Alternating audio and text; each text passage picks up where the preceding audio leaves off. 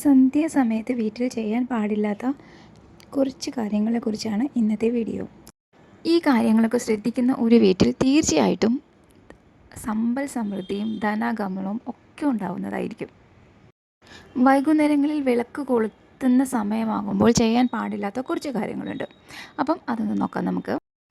സന്ധ്യാനേരത്ത് കിടന്നുറങ്ങാൻ പാടില്ല. അതുപോലെ തന്നെ അസുഖമായിട്ട് കിടക്കുന്ന ആരെങ്കിലും ഉണ്ടെങ്കിൽ തന്നെ അവരെ പോലും ഒന്ന് പിടിച്ച് ഇരുത്തിയിട്ട് വേണം വിളക്ക് വയ്ക്കാൻ.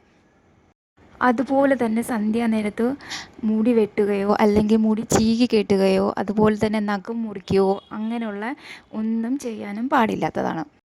അതുപോലെ തന്നെ വിളക്ക് വയ്ക്കുന്ന സമയത്ത് ആ ഒരു സന്ധ്യാനേരത്ത് അടുക്കളയിൽ ആഹാരം പാകം ചെയ്യാനോ ഒന്നും ചെയ്യരുത്.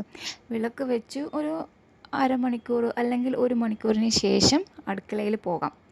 അപ്പം ഇങ്ങനെയുള്ള ഈ കാര്യങ്ങളൊക്കെ ഒന്ന് ശ്രദ്ധിച്ചു കഴിഞ്ഞാൽ തീർച്ചയായിട്ടും നിങ്ങളുടെ വീട്ടിൽ നല്ല നല്ല പോസിറ്റീവ് എനർജി വരികയും ഐശ്വര്യവും സമ്പത്തും സമൃദ്ധിയും ഒക്കെ ഉണ്ടാവുന്നതായിരിക്കും.